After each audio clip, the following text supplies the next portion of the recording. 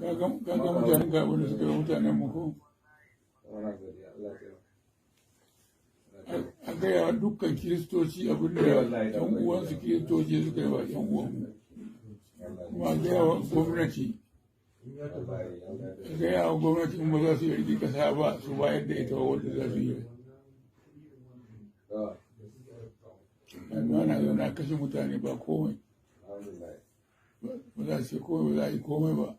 an kashe mutane shi kamar an sha ruwa nan gaba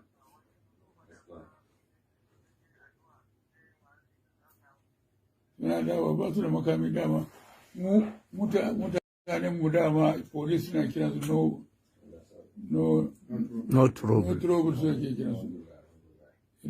police suna kiran mutanen mu no trouble ba su da trouble ba sa ta da hankali wa yan ƙasa ba sa ta da hankali wa gwamnati ba sa ta da hankali wa kowa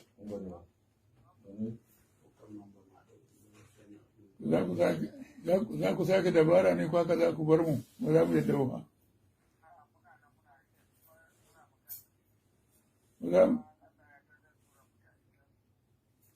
ba za mu sake yadda ba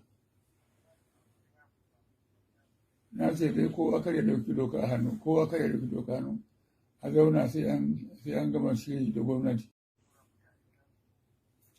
ba za mu sake yadda ba na ce dai ko aka ya dauki doka a hannu ko aka ya dauki doka a hannu a zauna sai an gama shiri da gwamnati